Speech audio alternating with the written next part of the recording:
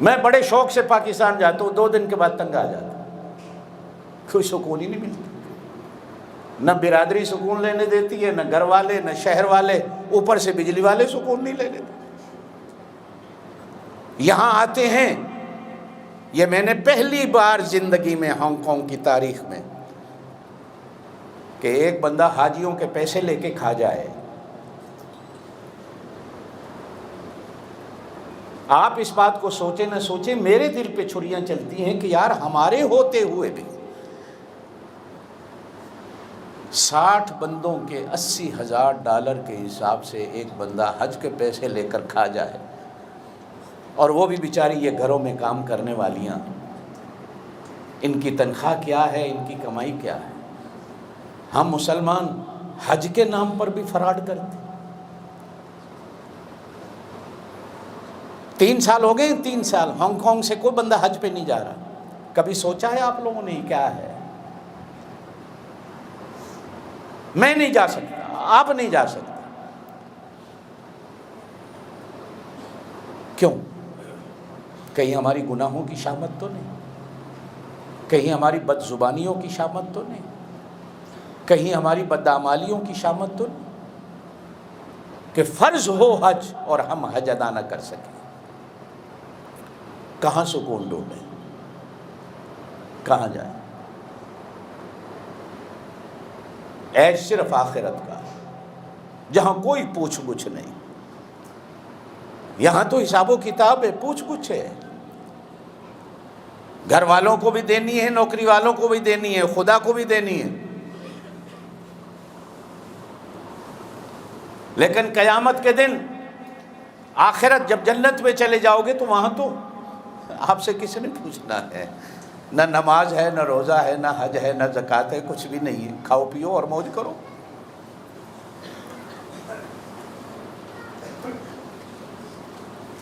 ہاں، آپ اور میں سوچتے ہیں مر کے شاید سکون مل جائے گا، تو قبر میں فرشتوں نے بھی سکون نہیں لینے دیں۔ قبر کی منزل بڑی اوکھی میرے دوستو، قبر کی منزل بڑی اوکھی۔ یہ جو 4 گز کا گھر ہے نا، جسے قبر کہا جاتا ہے، قسمت والا کوئی ہوگا جس کو اللہ سکون دے؟ آمین کہہ دو، اللہ سکون دے، آمین زور سے کہہ دو۔ پہلی بات تو یہ دعا کریں اللہ قبر بھی نصیب کر دے، قبر بھی نصیب والوں کو ملتی ہے، اور پھر اللہ قبر میں سکون اور آرام دے دے، بڑی اوکھی ہے۔ ایک ایک پائی کا، ایک ایک منٹ کا ہم نے حساب دینا۔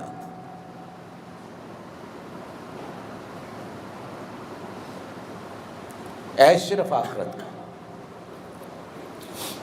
جب جنت میں جاؤ گے تو عیش کرو، اور کہیں عیش نہیں۔ یہ نبی پاک صلی اللہ علیہ وسلم کہہ رہے ہیں، اللہم لا عیش الا عیش الاخرہ، عیش اور آرام تو صرف آخرت کا ہے۔ ساتھ ہی کہہ رہے ہیں فاغفر الانصار والمہاجرہ،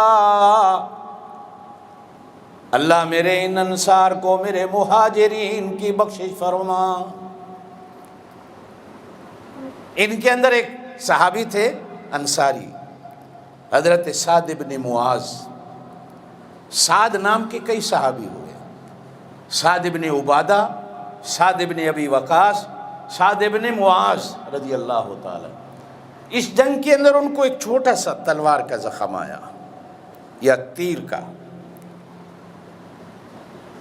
اس سے زخمی ہو گئے، تو حضور صلی اللہ علیہ وسلم نے مسجد نبوی کے اندر ان کے لیے خیمہ لگوایا تاکہ میں اس کو روز اس کی عیادت کرتا رہوں، یہ میرے پاس ہے۔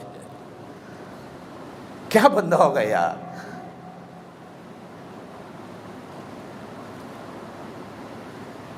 شہید ہو گئے۔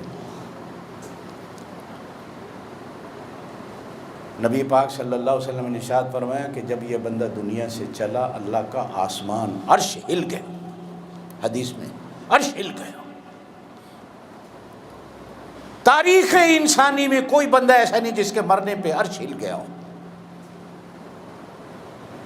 اور حضور صلی اللہ علیہ وسلم جب گئے دوڑے ہوئے، چپل نہیں پہنی آپ نے، صحابہ نے عرض کی یا رسول اللہ جوتا، فرمایا اس کے گھر میں فرشتے اتنے ہیں میں پاؤں کہاں رکھوں، جوتا پہن کے کہاں حضور اپنی انگلیوں کے بل ایسے پاؤں کر کے کھڑے ہوئے تھے۔ صحابہ نے کہا یا رسول اللہ، نیچے فرمایا فرشتے اتنے ہیں پاؤں کہاں رکھوں، میں بھاگا اس لیے ہوں کہیں میرے آنے سے پہلے فرشتے اس کی میت کو لے کے آسمانوں پہ نہ چلے جائیں۔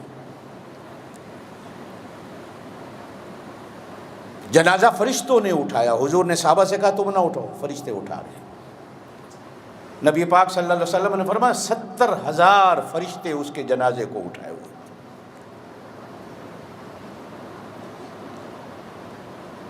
فاغفر الانصار والمہاجرین، اللہ میرے انصار اور میرے مہاجرین کی بخشش فرما جو اس میدان میں موجود۔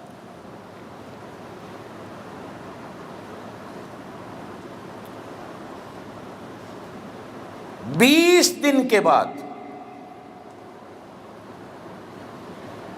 اللہ پاک نے 2 طرح سے مدد فرمائی۔ اذ جاءتکم جنود، فرشتے بھیج دیے، فارسلنا علیہم ریحا، پھر اللہ پاک نے وہ ٹھنڈی ہوا چلائی۔